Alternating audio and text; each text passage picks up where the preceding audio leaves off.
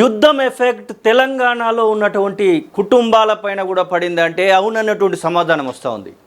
Iran పైన Israel America చేస్తున్నటువంటి ఆ యొక్క భీకరదారులు, మరొక వైపు ఖమేని మృతి చెందడం, ఫిబ్రవరి 28 నుంచి నేటి వరకు కూడా ఏ సమయంలో ఏం జరుగుతుందో అంటూ బిక్కుమంటూ బతుకుతున్నటువంటి సందర్భాన్ని మనం చూస్తూ ఉన్నాం. ఇక గల్ఫ్ కంట్రీస్లో ఉన్నటువంటి వారి కొడుకులు, బిడ్డలు, అలాగే వారికి సంబంధించినటువంటి భర్తలు, అలాగే తండ్రులు, వీళ్ళ కోసం తెలంగాణలో ఉన్నటువంటి నిజామాబాద్, కరీంనగర్ జిల్లాలకు సంబంధించినటువంటి వాళ్ళు ఎదురు చూస్తూ ఉన్నారు.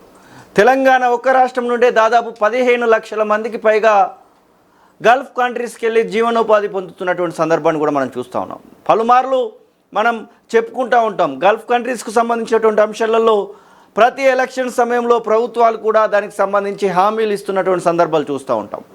గల్ఫ్కు సంబంధించినటువంటి అంశాన్ని లేవనెత్తుతున్నటువంటి సందర్భాన్ని కూడా మనం చూస్తాం. ఏది ఏమైనప్పటికీ గల్ఫ్ కంట్రీస్లో ఉన్నటువంటి వాళ్ళు ఇబ్బందులు అయితే పడుతూ ఉన్నారు. గల్ఫ్ కంట్రీస్కి సంబంధించినటువంటి విషయంలో ఇబ్బందులను మనం చూస్తూ ఉన్నాం. ఇప్పటికే కొంతమంది ఈ యొక్క భీకరమైనటువంటి దాడుల నేపథ్యంలో ఇరాన్, అమెరికాకు సంబంధించినటువంటి అమెరికా, ఇజ్రాయెల్ కలిసి చేస్తున్నటువంటి ఆ యొక్క యుద్ధ ప్రభావం, మరొక వైపు ఏదైతే గల్ఫ్ కంట్రీస్లో ఉన్నటువంటి అమెరికన్ బేసెస్ అన్నింటినీ కూడా ఇరాన్ టార్గెట్ చేస్తున్నటువంటి సందర్భాన్ని కూడా మనం చూస్తూ ఉన్నాం.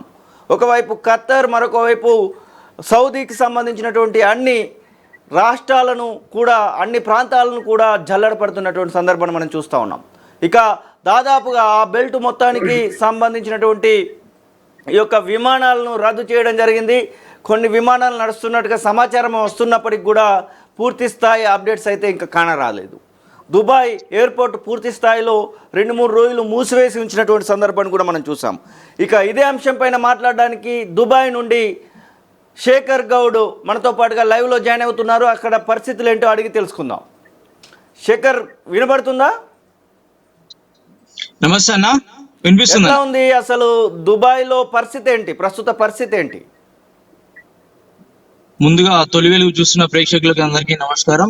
నా పేరు శేఖర్ గౌడ్. నేను ఉమ్మడి కరీంనగర్ జిల్లా నుండి, మాది మల్యాల మండలం పోతారం గ్రామవాసిని. నేను గత 15 సంవత్సరాల నుంచి యూఏఈలో ఉంటున్నాను. సో ఇక్కడ ఆ డ్రోన్స్ మిసైల్స్ అనేది వస్తున్నాయి, కానీ అంత పెద్ద ప్రాబ్లం లేదు. ఏవైతే వస్తున్నాయో వాటిని పైననే ఇంటర్సెప్షన్ చేస్తా ఉన్నారు. ఎందుకంటే మనకు అందరికి తెలుసు, యుఎస్ ఇస్ ద వరల్డ్ లోని ద సేఫెస్ట్ కంట్రీ. మాకు యుఏఈ పోలీస్ అధికారులు కానీ, ఎంబసీ అధికారులు కానీ, కౌన్సిలేట్ అధికారులు కానీ మాకు ప్రతి మినిట్ టు మినిట్ మాకు ఇంటరాక్షన్స్ ఇస్తా ఉన్నారు. మీరు సేఫ్ గా ఉండండి అంటే, మిసైల్ ఏదైతే వచ్చిందో దాన్ని ఇంటర్సెప్షన్ చేసినప్పుడు పైనుంచి వాటి శకలాలు కింద పడడానికి 2 నుంచి 3 నిమిషాలు టైం పడుతుంది. సో అటువంటిప్పుడు మీరు బయటకు రావద్దని మాకు అందరికి కూడా మాకు మెసేజ్ ద్వారా సమాచారం అందిస్తున్నారు. మేమందరం సేఫ్ గానే ఉన్నాం, మాకు ఎటువంటి ఇబ్బందులు లేదు. ఎస్, అంటే ఇక్కడ ఉన్నటువంటి మీ తల్లిదండ్రులు కానివ్వండి, భార్య పిల్లలు ఇట్లా ఇబ్బందులు పడతా ఉన్నారు ఈ వస్తున్నటువంటి వార్తల నేపథ్యంలో. అసలు ఏంటి అనేది మీరు చెప్పండి. మీరు అక్కడ ఉన్నారు కాబట్టి మీకు పూర్తి స్థాయి అప్డేట్ ఉంటుంది కదా, మీరు చెప్పండి. ఎస్ యాక్చువల్లీ మేము లైవ్ లో ఉన్నాం. మాకు ఇక్కడ ఏం జరుగుతుంది అనేది ప్రతి మినిట్ టు మినిట్ మాకు అప్డేట్ ఉన్నది. అంటే ఇండియాలో అయితే ఏదైతే వార్తలు వస్తున్నాయో సో అదంతా మనం అవాస్తవం అని చెప్పుకోవచ్చు. మేము లైవ్ లో ఉన్నాం, మాకు ఇక్కడ తెలుస్తున్నది. అంటే ఆ డ్రోన్స్ వస్తున్నాయి, మిసైల్స్ వస్తున్నాయి, వాటి ఇంటర్సెప్షన్ చేస్తున్నారు, కానీ ఎటువంటి ఇప్పటి వరకు అయితే ప్రాణ నష్టం కానీ ఆస్తి నష్టం కానీ జరగలేదు. ఎందుకంటే యుఏఈ అధికారులు కూడా వాటిని తిప్పి కొడుతున్నారు. ఎందుకంటే వాటి ఇంటర్సెప్షన్ చేయకపోతే ఆ జనావాసాలలో పడే అవకాశం ఉంటది, బిల్డింగ్ల పైన పడే అవకాశం ఉంటది. కాబట్టి పైన ఇంటర్సెప్షన్ చేస్తున్నారు కాబట్టి మేము అందరం సేఫ్ గా. అంటే తెలంగాణ ప్రభుత్వం కానివ్వండి, భారత ప్రభుత్వము, 2 ప్రభుత్వాలు కూడా గల్ఫ్ కంట్రీస్లో నివసిస్తున్నటువంటి వారి కోసం హెల్ప్ లైన్స్ ఏర్పాటు చేయడం జరిగింది. సహాయక కార్యక్రమాలు కూడా చేస్తామని చెప్పడం జరిగింది. అక్కడ గల్ఫ్లో ఉన్నటువంటి వారందరికీ సమాచారం చేరిందా? ఎస్ చేరింది. అట్లాగే యుఏఈ ప్రభుత్వం కూడా, యుఏఈ కౌన్సిలేట్ కూడా, యుఏఈ ఎంబసీ కూడా టోల్ ఫ్రీ నెంబర్స్ పెట్టిండ్రు. ఎప్పటికప్పుడు మీకు ఏదైనా సమస్య ఉన్నా, అతి సమస్య ఉన్నప్పుడు మనం ఆ టోల్ ఫ్రీ నెంబర్స్ కి కాల్ చేసి మనం సమాచారం ఇవ్వచ్చు. సమాచారం ఇచ్చిన వెంటనే వితిన్ సెకండ్స్ లలో అధికారులు మనం ఏదైతే ప్రాబ్లం ఉన్నాడో, ఇప్పటివరకు అయితే ప్రాబ్లం కాలేదు, ఇన్ ఫ్యూచర్ ఏదైనా ప్రాబ్లం ఉంటే మనం ఆ టోల్ ఫ్రీ నెంబర్ కి ఫోన్ చేయొచ్చు. మనకు ఆ సేఫ్టీ అనేది దొరుకుతుంది. ఎస్, ఇక్కడ ఉన్నటువంటి వాళ్ళు చాలా టెన్షన్లో చాలాసార్లు కాల్స్ చేస్తున్నట్టున్నారు. మీకు కూడా కాల్స్ ప్రభావం ఉండి ఉండొచ్చు. మీ తల్లిదండ్రులు కానివ్వండి, భార్య పిల్లల నుంచి ఎట్లున్నామని చెప్పేసి అడిగేటువంటి ప్రయత్నాలు, ఆరా తీసేటువంటి అవకాశం లేకపోలేదు. ఇప్పుడున్నటువంటి సిచ్యువేషన్ ఏంటి అంటే ఏం చెప్తారు? ఇప్పుడు ప్రస్తుతం ఉన్నటువంటి సిచ్యువేషన్ ఏంటి? విమానాల రాకపోకలు ఎలా జరుగుతూ ఉన్నాయి? ఎవరైనా మీ దగ్గర వాళ్ళు ఇండియాకి వచ్చారా ఈ 10 రోజుల వ్యవధిలో? ఎస్, వస్తా ఉన్నారు. ఫ్లైట్లు నడచడం అనేది నడుస్తున్నాయి, కానీ ఫస్ట్ ఎలాగైతే ఫ్లైట్లు నడిచినాయో అట్లా నడవట్లేదు. లిమిటెడ్ ఫ్లైట్లు నడుస్తా ఉన్నాయి. ఎందుకంటే వారు కొంచెం టెన్షన్ ఉన్నది కాబట్టి ఎప్పుడు ఏదైనా జరగచ్చు అనే దాన్ని దృష్టిలో పెట్టుకొని అధికారులు లిమిటెడ్ ఫ్లైట్లు నడుపుతా ఉన్నారు. మేము కూడా నార్మల్ గా ఇంతకుముందు ఎట్లయితే డ్యూటీ చేసుకుంటున్నామో అదే విధంగా డ్యూటీ చేసుకుంటున్నాము. నేను ఇప్పుడు కూడా డ్యూటీ డ్రెస్ లోనే ఉన్నా, యూనిఫామ్ లోనే ఉన్నా. నార్మల్ గానే మేము డ్యూటీ చేసుకుంటున్నాం. అంతా నార్మల్ గా ఉంది. అక్కడ ఉన్న వాళ్ళు భయపడాల్సిన అవసరం లేదు. అంటే బాధాకరణ విషయం ఏంటంటే అక్కడ ఉన్న కొన్ని ఛానళ్ళు అయితే ఇక్కడ ఏదో జరుగుతుంది, ఏదో అయిపోయింది,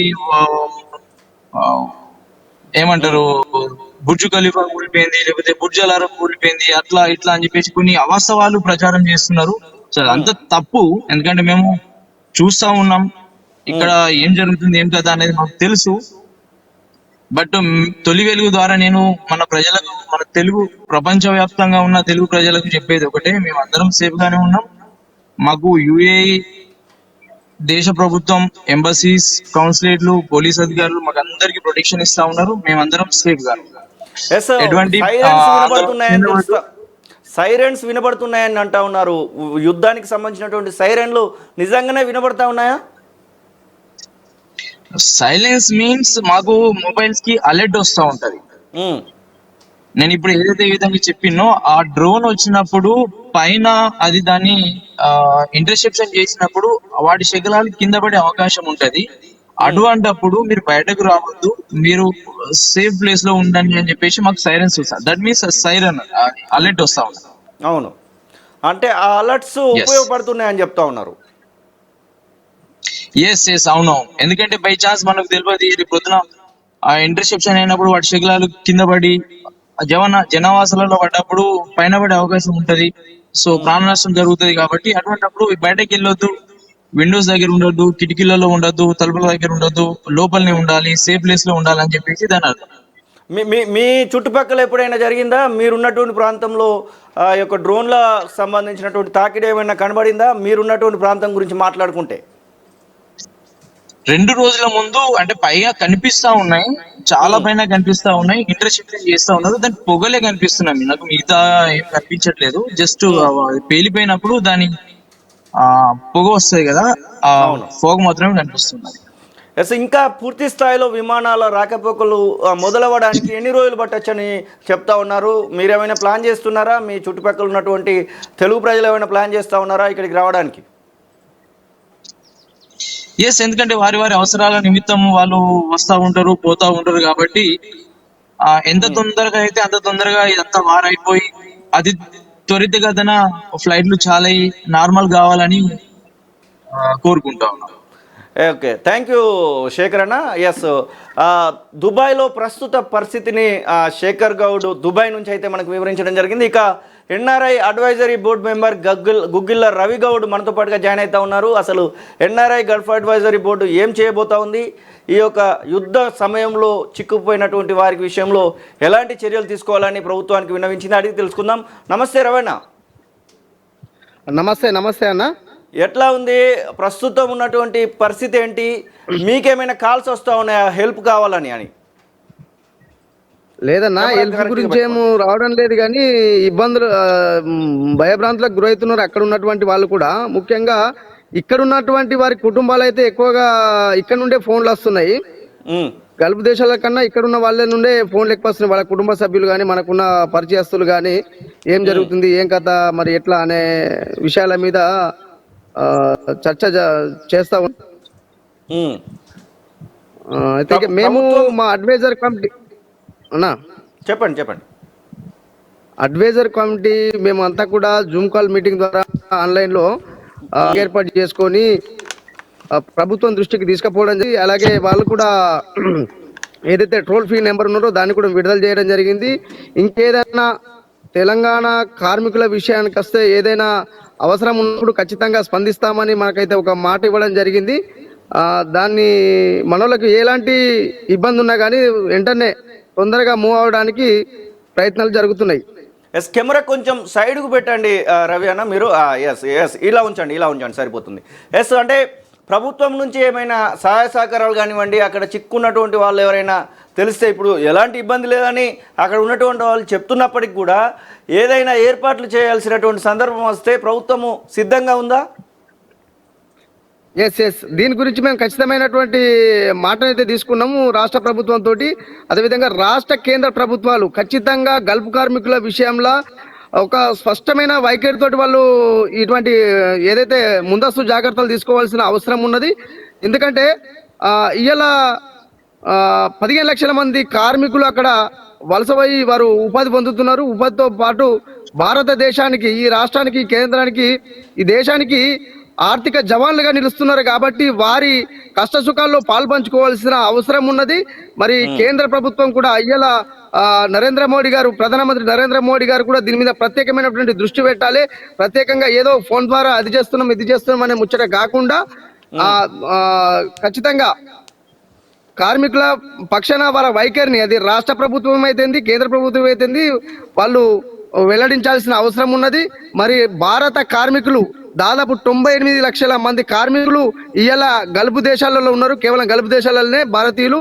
మరి వాళ్ళు పంపే ఏదైతే ఈ యొక్క టాక్స్ల రూపంలో వచ్చినటువంటి దీన్ని వీళ్ళు యూజ్ చేసుకుంటున్నారు తప్ప గల్ఫ్ కార్మికుల గురించి చేసిందేం లేదు ఇన్నేళ్ల నుంచి.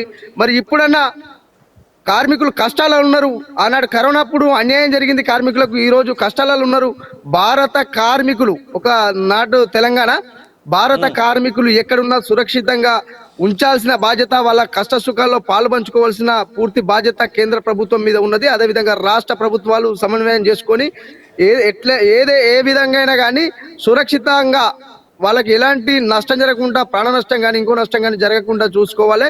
దీన్ని ఖచ్చితంగా అవి రాష్ట్ర కేంద్ర ప్రభుత్వాలు బాధ్యత తీసుకోవాలని మేము ఎస్, మీరు దాదాపుగా 10-12 ఏళ్ళుగా తెలంగాణ వచ్చినప్పటి నుంచి అడుగుతా ఉన్నారు 500 కోట్లతో మాకు గల్ఫ్ బడ్జెట్ నిధిని పెట్టాలి అని చెప్పేసి. ఆ విషయంలో గల్ఫ్ అడ్వైజరీ బోర్డు కూడా పలుమార్లు ముఖ్యమంత్రిని రిక్వెస్ట్ చేసినటువంటి సందర్భం. ఏమంటా ఉన్నారు ముఖ్యమంత్రి, అలాగే ఇక్కడ ఉన్నటువంటి మంత్రివర్గం ఏమంటా ఉంది? మంత్రివర్గం ఏమంటా ఉన్నారు? 500 కోట్లు బడ్జెట్ పెట్టాలి, గల్ఫ్ కోసం బడ్జెట్ సపరేట్గా పెట్టాలని చెప్పడం జరిగింది. ఒక అడుగు ముందుకు పడింది. ఎవరైతే చనిపోయినటువంటి వాళ్ళు ఉన్నారో వారికి కొంత ఆర్థిక సాయం చేస్తూ ఉన్నారు. కానీ 500 కోట్ల బడ్జెట్ విషయంలో ఏమంటా ఉంది ఇక్కడ ప్రభుత్వం? అన్న, ఇక ఉన్న ముచ్చట చెప్పాలంటే వాస్తవంగా సరే, గత ప్రభుత్వాలతోటి పోల్చుకొని చూసినట్టయితే ఇలా కాంగ్రెస్ ప్రభుత్వం పర్వాలేదు. కానీ ఇదేదో మోసేతుకు బెల్లం పెట్టి నాకిచ్చుడు తప్ప పూర్తి స్థాయిలో కార్మికులకైతే మేలు జరిగినట్టు అనిపిస్తలేదు. ఎందుకంటే ఏదో చచ్చిపోయిన వాళ్ళకి 5 లక్షలు ఇవ్వడం కాదు కార్మికుల యొక్క ఇది. మా గల్ఫ్ చేసి డిమాండ్లు కానీ, మా పోరాటం కానీ చనిపోయిన వాళ్ళకి 5 లక్షలు ఇవ్వడం కాదు.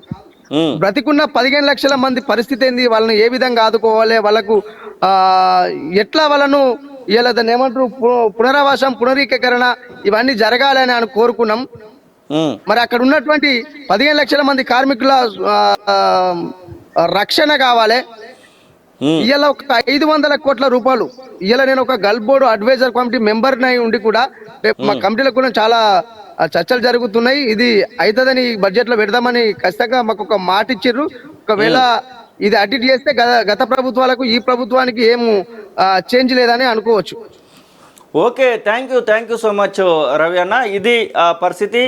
ఒకవైపు దుబాయ్ నుంచి ఎట్లాంటి పరిస్థితి ఉందో వివరించారు అక్కడ నుంచి శేఖర్ గౌడ్. ఇక్కడ ఎట్లాంటి సహాయక చర్యలు చేయబోతా ఉన్నామో గుగ్గిళ్ళ రవిగడు కూడా వివరించినటువంటి సందర్భాన్ని అయితే మనం చూస్తూ ఉన్నాం. ఏది ఏమైనప్పటికీ మేము అంతా క్షేమంగానే ఉన్నామనేటువంటి మాటనైతే దుబాయ్ నుంచి అక్కడ ఉన్నటువంటి కార్మికులు అయితే చెప్తున్నటువంటి సందర్భం. అసలైన తొలి వెలుగు. ఫాలో వాట్సాప్ @తొలి వెలుగు official.